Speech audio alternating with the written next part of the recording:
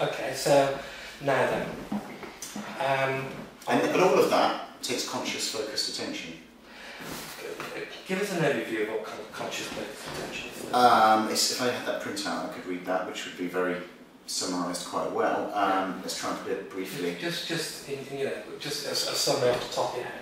Conscious focused attention is basically putting every bit of awareness, every bit of momentary awareness into that one thing at one time.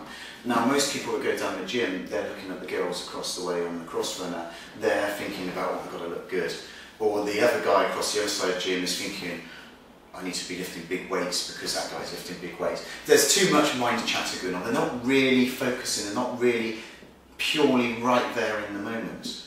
Right, so, okay, so let's have the model that one then. So how do you know when you're in a state of total focused attention? For me, there is no gym. There are no people. There is no noise. Everything just goes, and it's hard to explain. You really are just completely focused everything onto that one thing you're doing.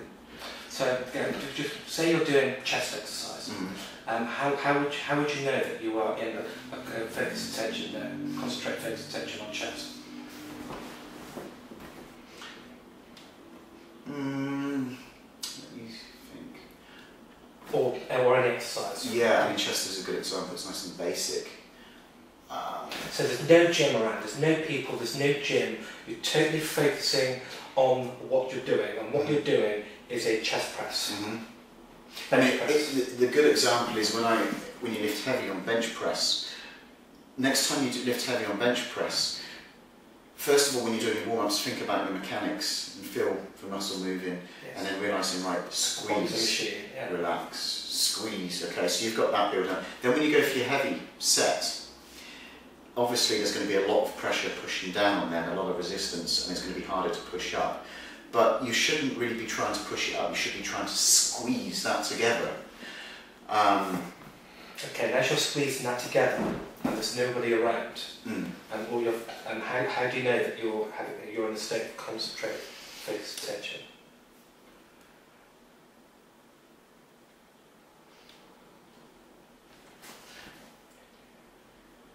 That's an interesting question. How do you know? I don't know. I mean, time doesn't really change. Well, I suppose it can do, because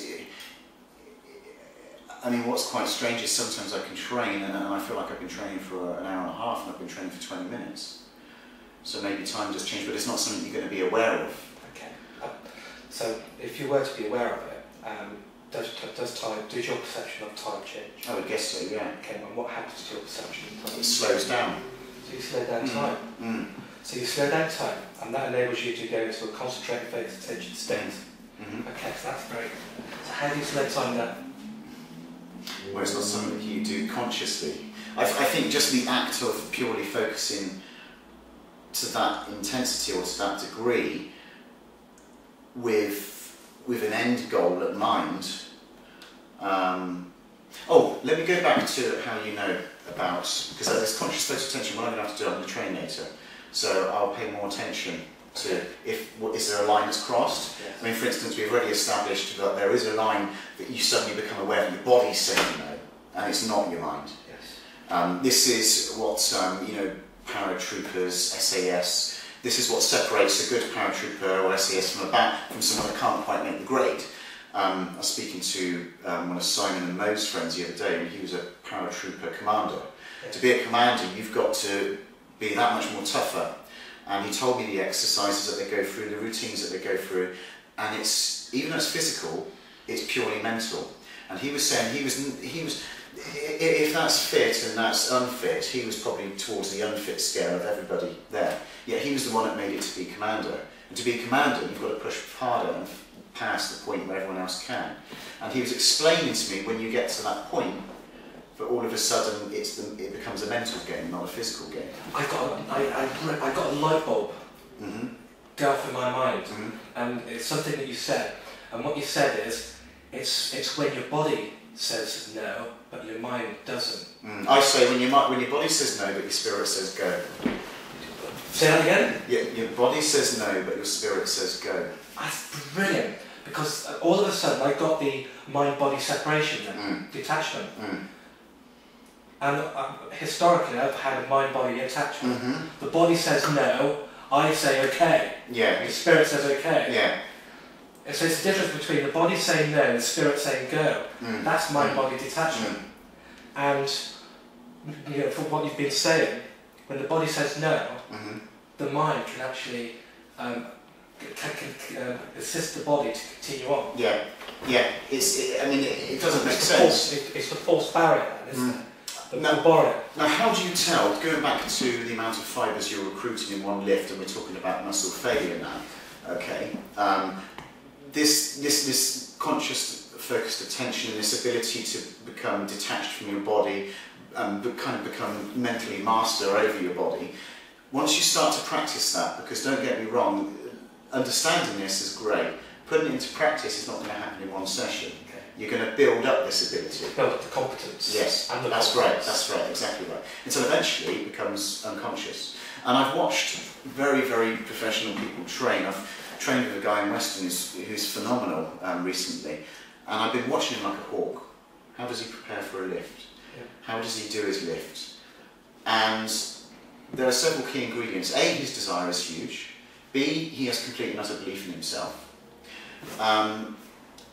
But his ability to push past, you can see the point where he really is pushing his body to the limit.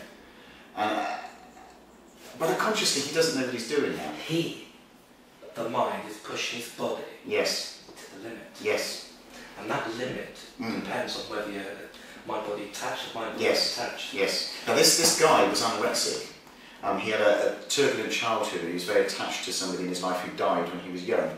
So he then went anorexic 4 or 5 years, I think. Very, very skinny. The parents were very worried about him because you can die very easily in that stage. Go a few more days without food, and it's very dangerous. So I would say the individual in question probably has had has had an ability to develop this strong mental side and realise that he isn't the body. From going from anorexic to being a very powerful bodybuilder, is kind of almost playing with his body in a strange way. Yeah. Do you know what I mean? Whereas what do most people say? I am fat. Well, no, your body's got excess fat on it at the moment. Or I am unfit. Well, you're not unfit. You're just your body's unfit at the moment. That's the difference again. The attachment thing. I am fat. Versus this is the attachment thing. Versus my body is fat.